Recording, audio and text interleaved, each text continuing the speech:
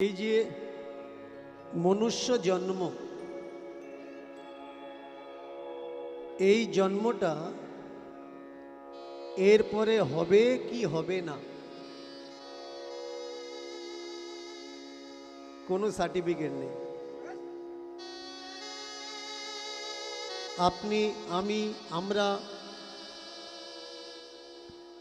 আবার আসবো কি আসবো না কোনো সার্টিফিকেট নেই। এই সমাজে মানুষ যেমন শয়তান হয়, তেমনি আবার মানুষ কর্মগুণে দেবতা হয়ে পূজাও পায়। একই মানুষ, একই রকম দেখতে,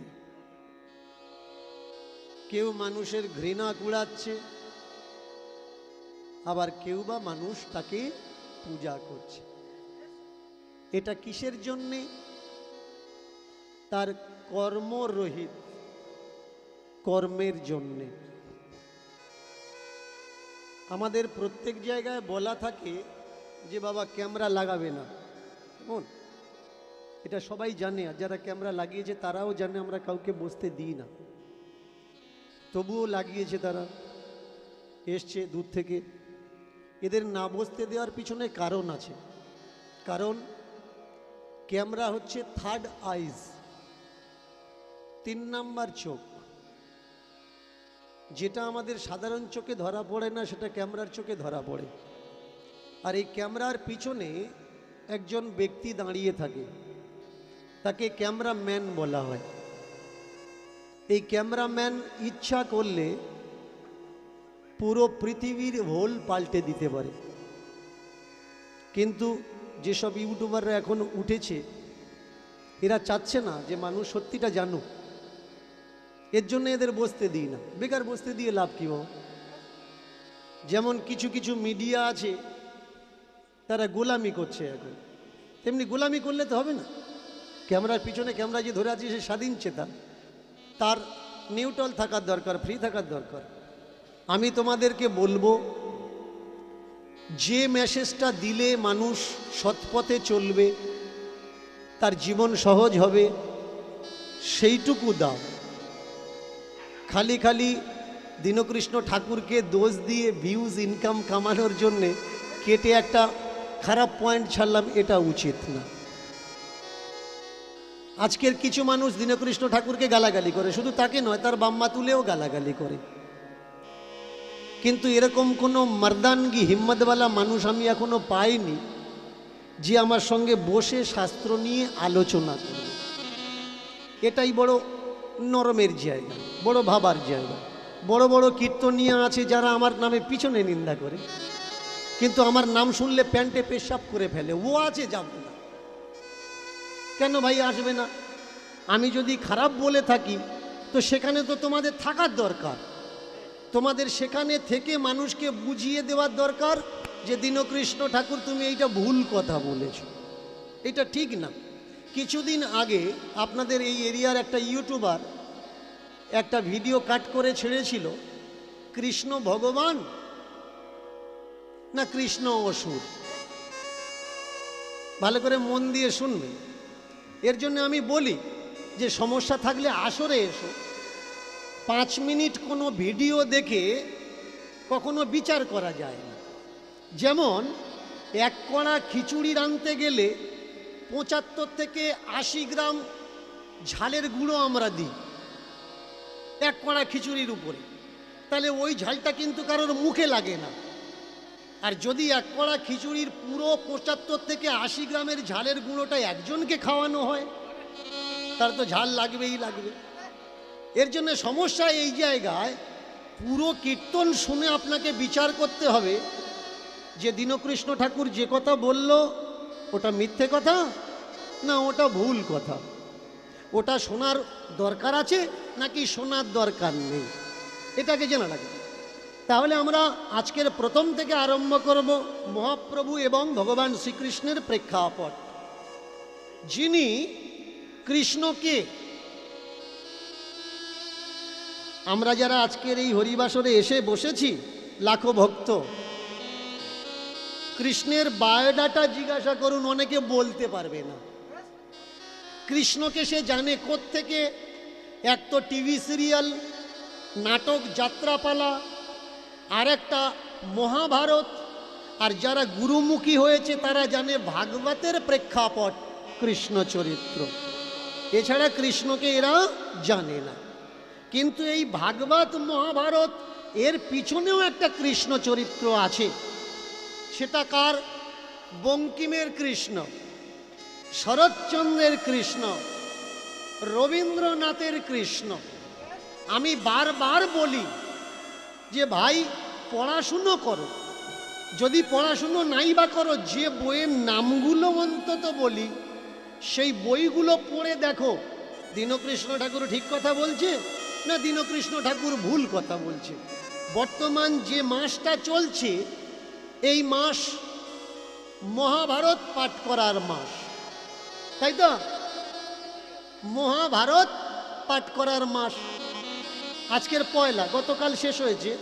আজকের থেকে রামায়ণ পাঠ করার মাস চলছে। পিছলা মাস চলেছে মহাভারত, আর এ মাস চলবে রামায়ণ। তো পিছলা মাসে যে মহাভারত পাঠ চলেছে, দামোদর মাস, এই মাসে নগরে নগরে অনেক জায়গায় দেখবেন মায়েরা, বাবারা, ছোট্ট ছোট্ট ছেলে মেয়েরা নগর কীর্তন দিয়েছে ভোরের বেলা করে উঠে। এদিকে হয়েছে কিনা জানি না, অন্য অন্য জায়গায় হয়েছে। আচ্ছা বলুন, এই কীর্তন দেওয়াটা এটা তো ভালো কথা, ভালো কথা না? কৃষ্ণ নাম বিলানো কত ভালো কথা। কিন্তু একটা জিনিস লক্ষ্য করে আমার কষ্ট লাগে, এই নাম দেওয়াতেও পাটাপাটি। এই দিকে হয় কিনা জানি না, অনেক জায়গায় হয়েছে, আমি দেখেছি। आंखों देखी हाल मैं बता रहा हूं, किसी से सुनकर मैं नहीं बता रहा हूं। কীর্তন দিতে যাচ্ছে, আজকে যে টিমটা ছিল সামনের বছর ওই টিমটা আর নেই। কই রে, তোদের সঙ্গে ওই দিদিমাটা ছিল বললে এবছর নেই, পার্টি চেঞ্জ হয়ে গেছে। ঠাকুরের নামের ভিতরে পার্টি হবে কেন? এইটা তো আমি বুঝতে পারলাম। পার্টি হওয়ার পিছনে কারণ কি? দৃষ্টান্ত মহাভারত। মহাভারতে কটা পার্টি? 3টা পার্টি। একটা পাল্লা, ডান দিক, বাঁ দিক আর মাঝখানের দিক। কম হয়েছে না বেশি হয়েছে আমরা বুঝবো কি করে? মাঝখানের যে কাঁটাটা আছে সেটা যেদিকে হিলবে ওদিকে বেশি, বাঁদিকে হিললে বাঁদিকে বেশি, ডান দিকে হিললে ডান দিকে। একটা পাল্লায় 3টে পার্টি, আর একটা মহাভারতে কটা পার্টি? 3টে পার্টি। একটা কুরুক্ষেত্র, আর সেই কুরুক্ষেত্রে একটা কুরু বংশ আর একটা যদু বংশ। তাহলে পাণ্ডু আর কুরু, আর একটাকে যদু। এই যদু বংশের যিনি নেতৃত্ব দিয়েছিলেন তিনি কে? ভগবান শ্রীকৃষ্ণ। ইনি হচ্ছেন পাল্লার কাঁটা, যেদিকে হিলে আছে সেই দিকটা বেশি। এবারে বলুন, ভগবান শ্রীকৃষ্ণ যুদ্ধের আগে কথা দিয়েছিলেন যে আমি যুদ্ধ করব না, যুদ্ধে ইনভলভ থাকবো না, অস্ত্র ধরব না। কথা রাখতে পেরেছে কি? কথা রাখতে পারে? শুধু তাই নয়, আমরা রামায়ণ, আমরা মহাভারত পড়ি, কিন্তু গল্পের সারমর্মটা আমরা কেউ নেওয়ার চেষ্টা করি না। এই দেখুন রামায়ণের প্রেক্ষাপট, রামকে, রাম ব্রহ্মা সনাতন, ব্রহ্মের স্বরূপ রামচন্দ্র। তাহলে রাম যদি ব্রহ্ম হলো, বলুন তো, রামের নিজের ভাই, ছোট ভাই, বুকে যখন শক্তিশাল লাগলো, রাম সর্বাগ্রে কি করেছে? রাম তো হাত দিলে ঠিক হয়ে যেতে হতো না? যার ছোঁয়াতে শিলা ভাসে তার স্পর্শে কখনো লক্ষণ মরবে, এ কথা মানা যায়। কিন্তু তিনি কি করেছেন? সর্বপ্রথম তিনি বললেন ডাক্তার ডাকো। যে ব্রহ্ম সনাতন তিনি বলছেন অসুবিধা হয়েছে, রোগ এসেছে, ব্যাধি এসেছে, ডাক্তার ডাকো। কোন ডাক্তার ডাকা হলো? রাবণের প্রাইভেট ডাক্তার। যে শুধুমাত্র রাবণের ফ্যামিলিকে ট্রিটমেন্ট করত। নাম কি? সুসেন বৈদ্য। তাহলে দেখুন, ধর্মগ্রন্থ থেকে আমরা কি শিখব? ধর্মগ্রন্থের সারটুকু আমরা নেব। ডাকলো কাকে? ওর সঙ্গে মিলল না কিন্তু। ডাকবো আমরা তাকে, ডাক্তারকে। ভগবান সে বলল না যে আমি হাত বুলিয়ে দেবো ঠিক হয়ে যাবে। সে বলল আমি ভগবান হতে পারি, কিন্তু যেখানে যার প্রয়োজন তাকে ডাকা লাগবে। এখন শক্তিশাল লেগেছে, এই জায়গায় ভগবানের কাজ নেই, ডাক্তারের কাজ। কিন্তু এখনকার বেশিরভাগই গুরুদেবেরা কি বলছে? আপনি কাঁদছেন, বাবা আমার অসুখ। সে বলছে ভগবানের ওপরে বিশ্বাস করে ঘটের জল খা, ঠিক হয়ে যাবে। যে ভগবান সে বলছে ডাক্তার দেখাও, আর গুরুদেব কি বলছে? ঘটের জল খাও, ভগবানের উপরে বিশ্বাস রাখো। কিন্তু ভগবানের কথা বললেন, ডাক দিলেন কাকে? সুসেন বৈদ্যকে। সুসেন বৈদ্যকে রাবণের প্রাইভেট ডাক্তার, রাবণের। সুসেন এসে আজে বাজে ওষুধ দিয়ে রুগীটাকে তো মেরে দিতে পারত, যে রাবণের শত্রু, তাহলে এদের বাঁচানোর দরকার না, মেরে দেওয়ার দরকার। তো ডাক্তারের ধর্ম কি? রুগী যে কেউ হোক তাকে সুস্থ করে জীবন দান করা, একে বলে ধর্ম। মহাভারত পিছলা মাসে আমরা পড়লাম, লক্ষ্য করেছেন? মহাভারতের যেসব প্রেক্ষাপটগুলো রাখা উচিত নয়, তার জন্যে আমার লড়াই। নৈমিষারণ্যের বড় বড় আচার্যদের সঙ্গে আমার মিটিং হয়েছে, জানিয়ে রাখি আপনাদের। তারা আমাকে বলেছে, বাবা আমাদেরকে 15টা বছর সময় দিন, আমরা ধর্মকে আপডেট করে দেব, ধর্মগ্রন্থ আপডেট করে দেব। আজে বাজে জিনিসগুলো আমরা রাখবো না, বাজে জিনিসগুলো আমরা বাদ দিয়ে ভালো জিনিসগুলো ধর্মে গ্রন্থের মধ্যে থাকবে। বাজে জিনিস কোনটা আপনি আমাকে বলতে পারেন যে আপনার চোখে শুধু বাজে জিনিসগুলো পড়ে, ভালো জিনিসগুলো পড়ে? বাজে জিনিস কোনটা ভালো করে মন দিয়ে শুনুন। অনেকে নিজেকে পৌণ্ড ক্ষত্রিয় বলে দাবি করে। জিজ্ঞাসা করবেন আপনি কাস্ট কি আপনার? সে বলে দেবে আমার কাস্ট হচ্ছে পৌণ্ড ক্ষত্রিয়। অনেকে এখানে খুঁজলেও পাওয়া যাবে। এবার তাকে জিজ্ঞাসা করুন আপনার এই জাত, পৌণ্ড ক্ষত্রিয়ের জাত, জন্ম হয়েছে কিভাবে? অনেকে হয়তো বলতে পারবে না, আমি বলে দিচ্ছি। পৌণ্ড ক্ষত্রিয় জন্ম কিভাবে হয়েছে? পৌণ্ড ক্ষত্রিয় যিনি বিশ্বামিত্র, তপস্বী বিশ্বামিত্র, আর একাধারে তপস্বী পরশুরাম, এই দুই চরিত্র আমরা বড় ভয়ঙ্কর পাই। পরশুরামের মা জলান্তে গিয়ে হাজার বাহুকে দেখে বিলম্ব হয়েছে, এই অপরাধে পরশুরামের বাবা আদেশ করেছে, যমদগ্নি আদেশ করেছে ওর মাথাটা কেটে ফেলো, ও দুশ্চরিত্র। কেন না, যতক্ষণে আসার দরকার ছিল অতক্ষণে আসেনি। 3 ছেলে পারল না, ছোট্ট ছেলে মাথাটা কেটে ধর থেকে আলাদা করে দিল কুঠার দ্বারা। কেটে দেওয়ার পরে তিনি জানতে চাইলেন মায়ের অপরাধ কি। সার্ভে করে খোঁজ নিয়ে দেখলেন ক্ষত্রিয়ের জন্যে আমার মায়ের এই দশা, আমার হাতে মায়ের প্রাণ গেছে। তাহলে পৃথিবীতে যদি ক্ষত্রিয় না থাকতো আমার মা মরতো না। এর জন্য পৃথিবীতে ক্ষত্রিয় আমি রাখবো না। করলেন কি? 21 বার, মানে 21 বার পৃথিবীকে নিষ্ক্ষত্রিয় করলেন। বড় চমৎকার কথা। যদি পুরোপুরি শেষ হয়ে যায় প্রথমবারে, তাহলে দ্বিতীয়বার আবার ক্ষত্রিয় আসলো কিভাবে? এটা তো ক্যালকুলেশন করতে হবে, লাগাতে হবে। কিন্তু মহাভারত বলছে 21 বার ব্রাহ্মণ পুত্র ক্ষত্রিয় বিনাশ করল। এইভাবে ক্ষত্রিয়দের ঘরের বউ স্ত্রীগণ তারা কোথায় গেলেন? কামনা চরিতার্থের জন্যে তারা গেলেন ব্রাহ্মণদের ঘরে। ব্রাহ্মণের ঔরসে আর ক্ষত্রাণীর গর্ভে পৌণ্ড ক্ষত্রিয়ের জন্ম। এবার বলুন, আমরা যারা নিজেদেরকে পৌণ্ড ক্ষত্রিয় বলে দাবি করি, কেউ যদি আমাদের বলে তোদের জন্মের ঠিক নেই, আপনি উত্তর দিতে পারবেন তো? আপনি বলবেন কোন আধারে কথাটা বলছো? সে 1 মিনিট বসুন, লাফালাফি করবেন না, এখনো 3 ঘন্টা আছে। অসুবিধে থাকলে বাসায় চলে আসবেন, কীর্তনে ডিস্টার্ব না। আমি খুঁজছি আপনাদের মতো মানুষ।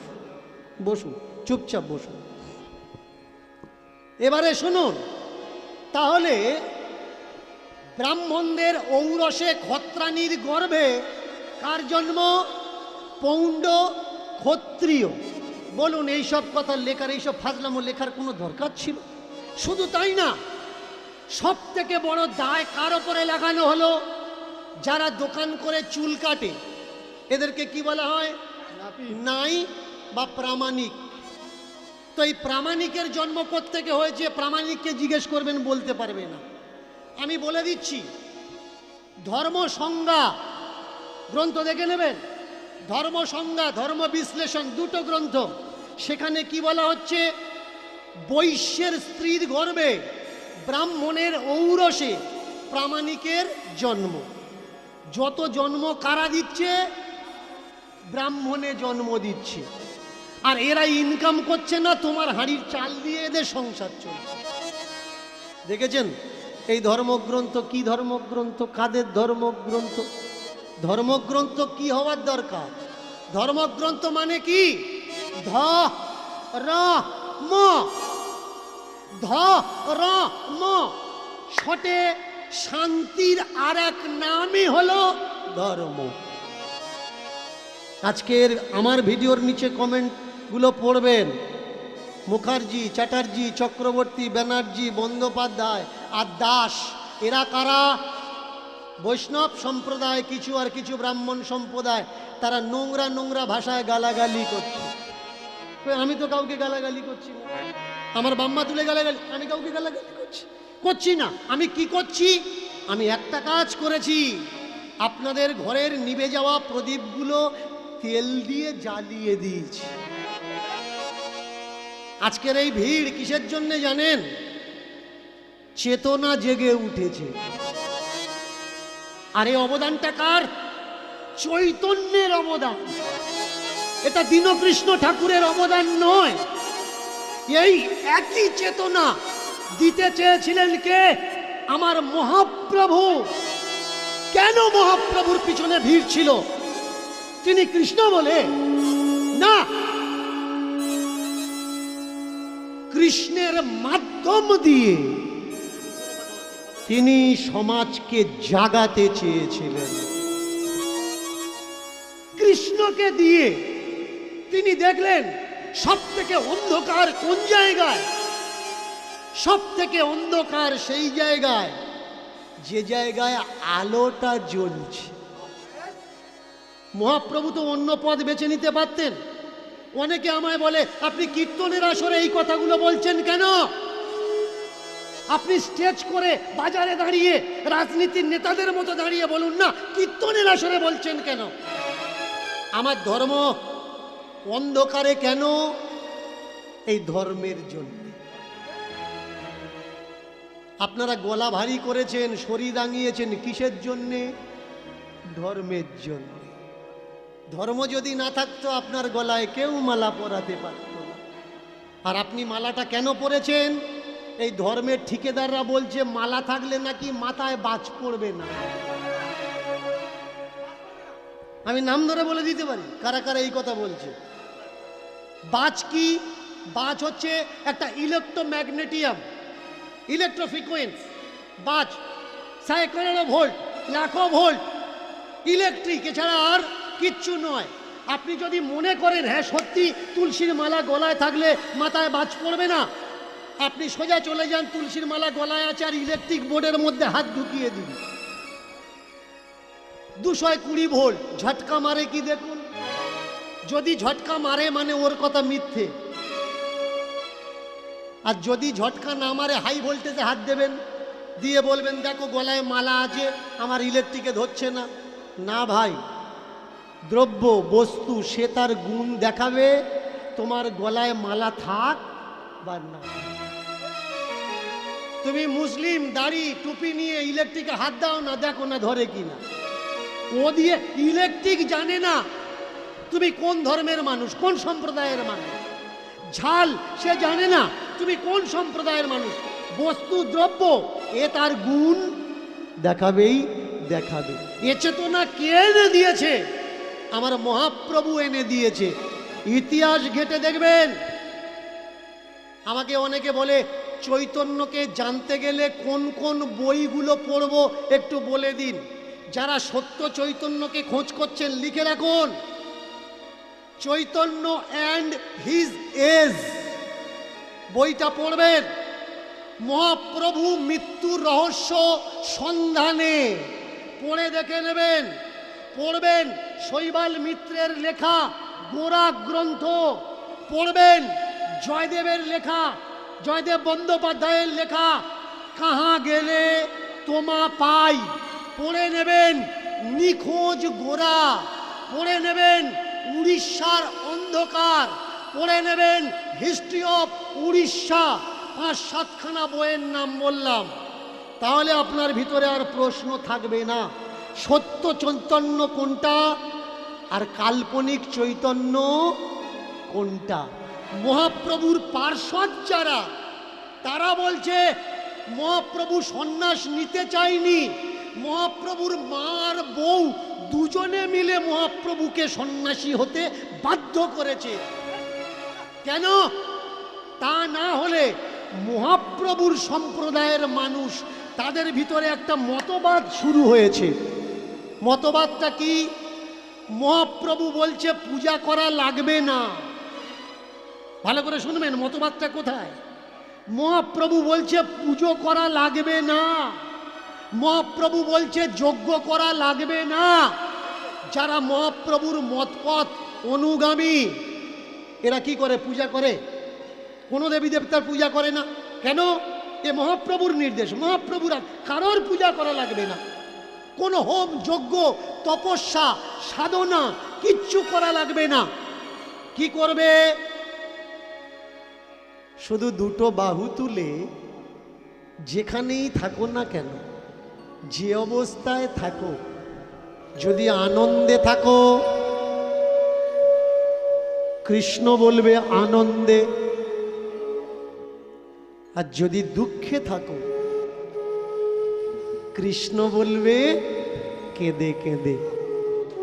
প্রত্যেকটা চোখের জলের ফোঁটাতে কৃষ্ণ যেন ছুঁয়ে থাকে। কৃষ্ণকে বলো আমি তো ওদের মতো ডাকতে পারিনি ঠাকুর, হাজার হাজার বছর পরমায়ু ওদের ছিল, আমাদের অতটা পরমায়ু নেই, স্বল্প পরমায়ু আমাদের। অন্নগত প্রাণ, ভাত না খেলে আমরা বাঁচব না দুটো বেলা। পেটের জোগাড় করব, ভাতের চিন্তা করব, নাকি তোমার চিন্তা করব ঠাকুর? তাই জানি না প্রক্রিয়া কি, তোমাকে কিভাবে ডাকবো। আজকের কেঁদে কেঁদে চোখের জলে আমি তোমায় ডাকছি ঠাকুর। আমি সংসার ছাড়তে পারি না কর্তব্যের খাতিরে, বাবা মা ছাড়তে পারি না, ছেড়ে চলে গেলে তারা খাবে কি, মাগবে কি, পরবে কি। তাই তোমার দুঃখের দিনে ডাকছি ঠাকুর। এখন নাইবা আসলে তুমি শেষ দিনে একবার অন্তত এসো। গৃহে বা বনেতে থাকো গোবিন্দ বলে ডাকো, গৃহ বা বনেতে থাকো গোবিন্দ বলে ডাকো, গৃহে বা বনেতে থাকো গোবিন্দ বলে ডাকো, গৃহে বা বনেতে থাকো গোবিন্দ বলে ডাকো। গোবিন্দ পরকালে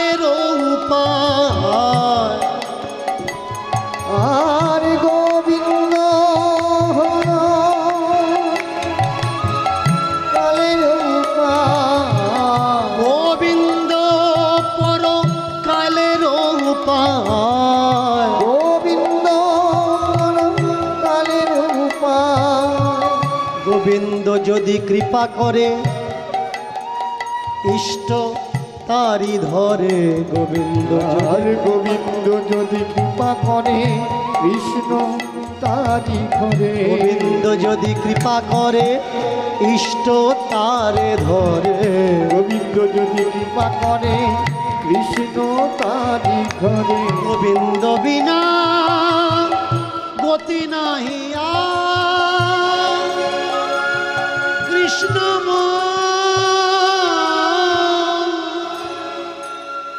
কৃষ্ণ প্রাণ